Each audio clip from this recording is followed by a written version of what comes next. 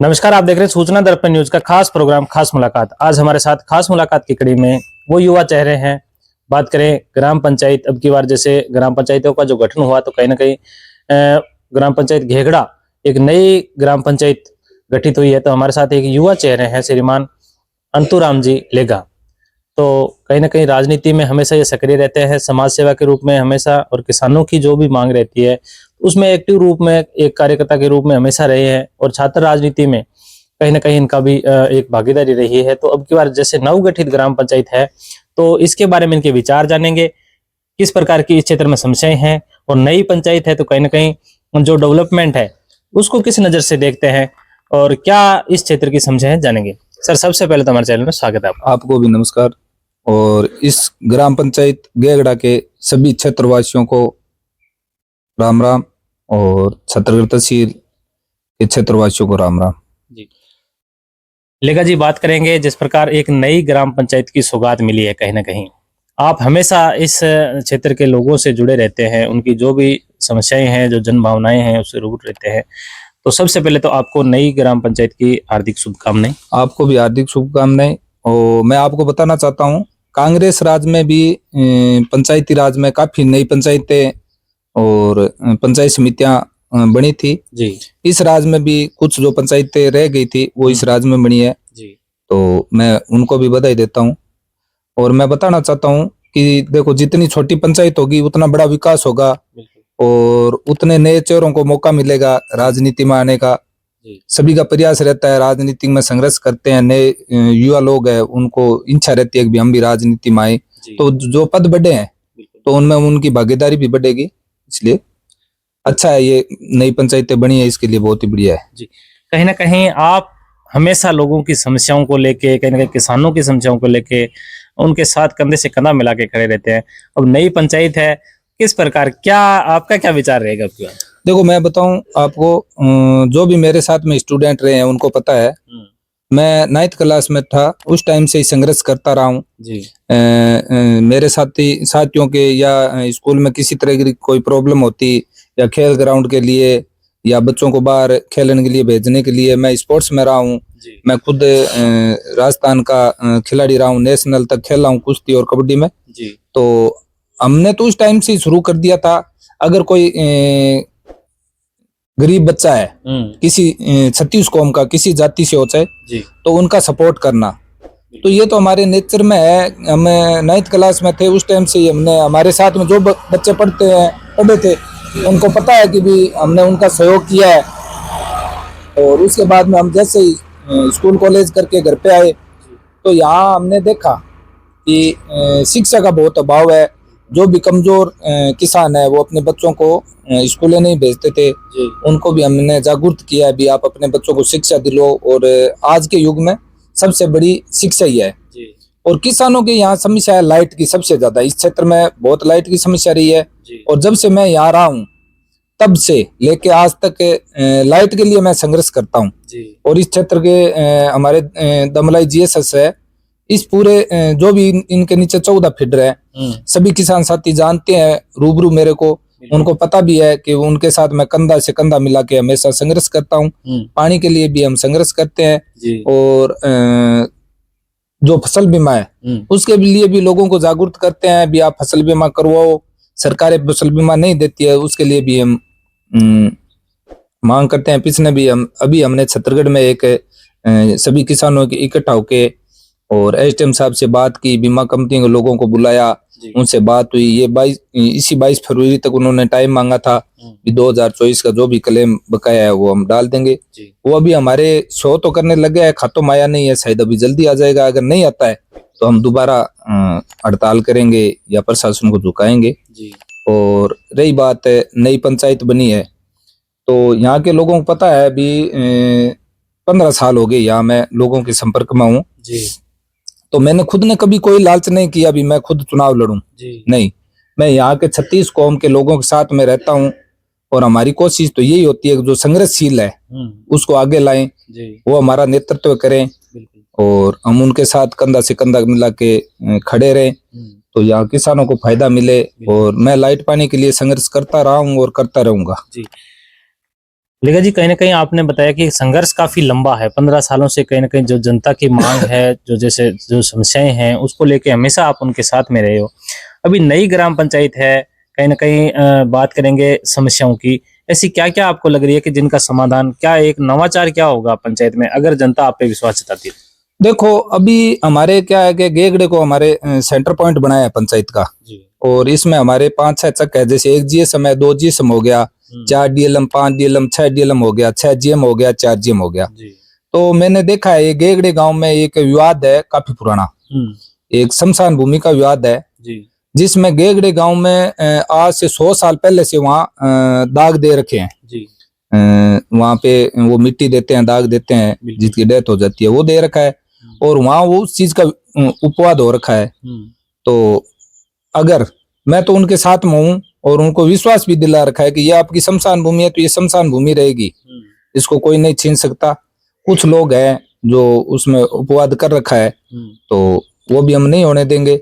यह जरूरी नहीं है कि मैं खुद ही चुनाव लड़ूं, हमारा संगठन चुनाव लड़ेगा, हमारे किसी साथी को हम चुनाव लड़ाएंगे और जो भी समस्या है किसानों की उसमें हम भागीदारी निभाएंगे। और बाकी उनको पता है कि अनंताराम तो खुद वैसे भी लाइट पानी के लिए हमेशा, अगर किसी किसान का रात को 1 बजे भी फोन आ जाता है तो भी हम 1 बजे जाते हैं, ये बात नहीं है। और यहाँ ज्यादा समस्या मेन बड़ी तो ये लाइट वाली है जी। इसके लिए हम संघर्ष कर भी रहे हैं और आगे भी करते रहेंगे जी। क्या आप भी अपने गांव का नेतृत्व करना चाहते हैं? क्या आपके पास अपनी पंचायत के लिए एक मजबूत विजन है? क्या आप चाहते हैं कि आपकी उपस्थिति से आपके गांव की तस्वीर और तकदीर बदल जाए? अब सिर्फ सोचने का नहीं, कुछ करने का समय है। आपका विजन, आपकी सोच एक मजबूत नेतृत्व की पहचान है। तो आज सूचना दर्पण के साथ अपने गांव के बारे में बात करें। इस नंबर पर व्हाट्सएप करें 9610816277 और बनिए अपने गांव की नई पहचान, नई आवाज। कहीं ना कहीं आपने जिस प्रकार बताया कि जो एक विवाद है, कहीं ना कहीं वो जो उसका शमशान घाट का, उसके लिए हमेशा आपके प्रयास रहे और आगे भी अगर आप पे जनता विश्वास जताती तो कहीं ना कहीं जो उसके लिए जायज मांग है उस पर आप हमेशा खरा उतरने का प्रयास करेंगे। क्या ऐसा नवाचार क्या होना चाहिए पंचायत में आपके हिसाब से? क्योंकि आप तो हमेशा कहीं ना कहीं जाते हैं बाहर भी, अपने देखते हैं कि पंचायतें काफी डेवलपमेंट, एक नवाचार, कहीं ना कहीं शिक्षा को लेके लाइब्रेरी वगैरह, तो किस प्रकार आप किस नजर से देखते हैं कि गेगड़ा का क्या स्वरूप होना चाहिए? देखो मैं ये सोच रहा हूँ कि सबसे पहले तो अगर बच्चे पढ़ेंगे तो वही आने वाला भविष्य हमारे बच्चे ही हैं, चाहे मेरे घर का हो, चाहे या मेरे पड़ोसी के घर का हो, मेरी पंचायत के घर का हो। तो 36 गांव के बच्चों को हम प्रेरित करेंगे भी आपको पढ़ना जरूरी है, उनके गार्जियन को प्रेरित करेंगे भी बच्चों को पढ़ाना जरूरी है। चाहे आप 2 रोटी अगर आपके पास है तो आप 1 रोटी से काम चलाओ, पर बच्चों को जरूर पढ़ाओ। शिक्षा जरूरी है और उसके बाद शिक्षा के लिए वहाँ लाइब्रेरी होना भी जरूरी है और अच्छी स्कूल होना भी जरूरी है और अच्छे टीचर होना भी जरूरी है।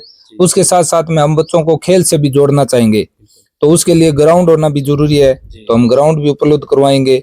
और अगर कोई कमजोर परिवार है और जो बच्चे को बाहर नहीं पढ़ा पाता या वो सक्षम नहीं है तो हम प्रयास करेंगे कि उसकी, आज बहुत सारी संस्थाएं हैं, उनसे कांटेक्ट करेंगे, उन बच्चों का वहाँ एडमिशन करवाएंगे, हम खुद सहयोग करेंगे, लोगों से सहयोग करवाएंगे। अगर कोई इंटेलिजेंट बच्चा है वो आगे जा सकता है और वो पैसे के अभाव में अगर यहीं रुक रहा है तो हमारा प्रयास यही रहेगा कि हम लोगों से रिक्वेस्ट करके खुद प्रयास करेंगे, लोगों को संगठन से जोड़ के उस बच्चे को आगे तक लेके जाएंगे जी। कहीं ना कहीं जिस प्रकार आपने बात की कि बच्चों को कहीं ना कहीं शिक्षा से जोड़ना और उनको आगे बढ़ाने का प्रयास, कोई ऐसा आपको कभी अनुभव हुआ हो कहीं ना कहीं कि इस बच्चे को आगे बढ़ाने में आपका ऐसा सहयोग रहा हो, कोई ऐसी यादें? देखो एक संसार देशर में एक ब्राह्मण परिवार से है, वो मेरे संपर्क में आए थे। उनके पिताजी नहीं है, वो 2 भाई है, उनकी 5 बहनें हैं और उस परिवार का शादी वगैरह उन लड़कियों की वहाँ के 36 कौम के लोगों ने इकट्ठा होकर करवाई थी। तो उसका मैंने कॉलेज में एडमिशन करवाया, उसका 1 पैसा भी फीस नहीं लगने दी, उनको मैंने मना कर दिया। कॉलेज प्रशासन की भी मैं बधाई करूंगा, यहाँ अपने 465 में है राजस्थान कॉलेज, प्राइवेट कॉलेज है। उन लोगों से मैं मिला, उनको मैंने उसके बारे में बताया तो उन्होंने भी बहुत कोऑपरेट किया और सहयोग किया। उस बच्चे से उन्होंने 1 रुपया भी फीस नहीं ली और उसको फ्री में एजुकेशन करवाई। और मेरे साथी एक मेघवाल समाज का लड़का है जो लूणकसर तहसील का है, वो मेरे से जुड़ा था, तो मैंने उसको भी कॉलेज में एडमिशन करवाया, उसका भी सपोर्ट किया। और काफी बच्चे हैं जिनको मैंने स्पोर्ट्स में अच्छा सपोर्ट किया है, जो मेरे को जानते हैं उनको पता है भी सपोर्ट किया है। तो हमारा ये हमेशा से ही प्रयास रहता है कि गरीब परिवार के बच्चे को हम आगे लेके आए जी। तो कहीं ना कहीं बात करेंगे, जिस प्रकार आपने बताया कि इस क्षेत्र को हमेशा आपने एक अपने परिवार की तरह समझ के उसको आगे बढ़ाने का प्रयास किया, तो राजनीति की राह को कैसे चुना? मतलब क्योंकि आप तो एक किसान परिवार से आते हैं, तो राजनीति को ही कैसे चुना आपने? देखो, मेरा परिवार क्या है, मेरा गांव बीकानेर है लूणकस तहसील में, और हमारा परिवार बहुत बड़ा परिवार है जी। और मैं छोटा था उस टाइम से देखता था कि हमारी चौकी पे परमानेंट 15-20 बंदे बैठे रहते थे और हमारे गांव के नजदीक में फील्ड फायरिंग रहने लगती है जी। तो दूसरे गांव से जो भी आते थे बस हमारे गांव तक ही साधन था, वहां तक आते और लोग वहां नाइट में रुकते थे, तो उनके खाने की व्यवस्था, रुकने की व्यवस्था हमारे मेरे पिताजी, मेरे चाचा जी, मेरे ताऊ जी करते थे। वहीं से मुझे वो प्रेरणा मिली कि लोगों की सेवा करनी चाहिए। तो वहीं से, और मैं स्कूल में था और हमारे क्या है कि हमें 10 भाई इकट्ठा पढ़ते थे, 10-12 भाई एक ही परिवार के, मेरे ताऊ के लड़के और हम चाचा के लड़के।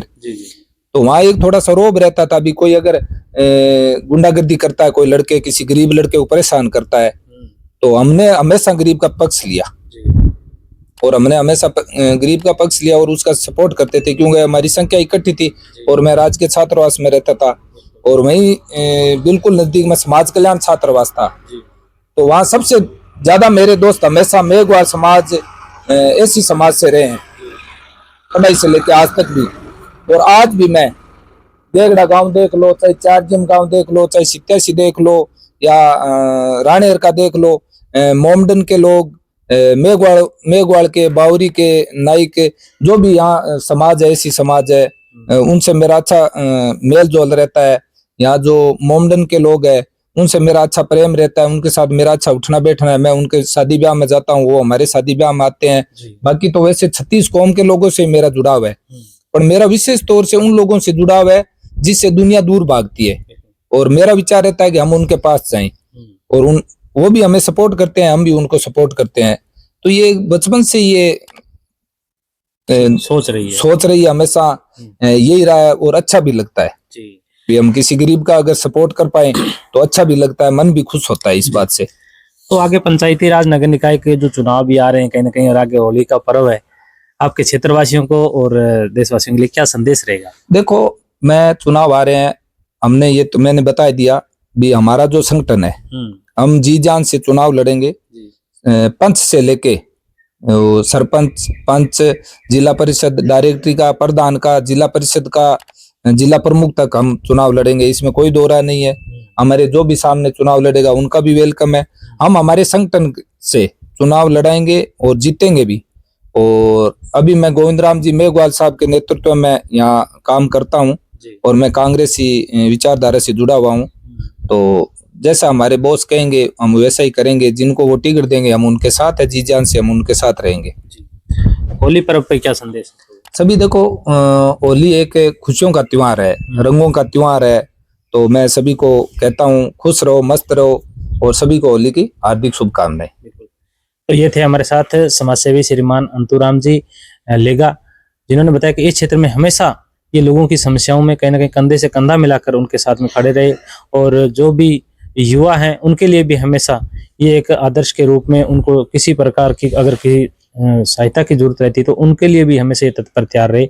आगे भी इनका ये विचार है कि इस क्षेत्र के लिए जो भी इनके तरफ से कुछ भी जैसे क्षेत्र में जो समस्या रहती है उसके लिए लोगों से कंधे से कंधा मिलाकर हमेशा साथ में खड़े रहेंगे। तो सर, हमारे चैनल में 10 मिनट टाइम देने के लिए बहुत बहुत धन्यवाद। सभी को राम राम जी। क्या आप भी अपने गांव का नेतृत्व करना चाहते हैं? क्या आपके पास अपनी पंचायत के लिए एक मजबूत विजन है? क्या आप चाहते हैं कि आपकी उपस्थिति से आपके गांव की तस्वीर और तकदीर बदल जाए? अब सिर्फ सोचने का नहीं, कुछ करने का समय है। आपका विजन, आपकी सोच एक मजबूत नेतृत्व की पहचान है। तो आज सूचना दर्पण के साथ अपने गांव के बारे में बात करें। इस नंबर पर व्हाट्सएप करें 9610816277 और बनिए अपने गांव की नई पहचान, नई आवाज।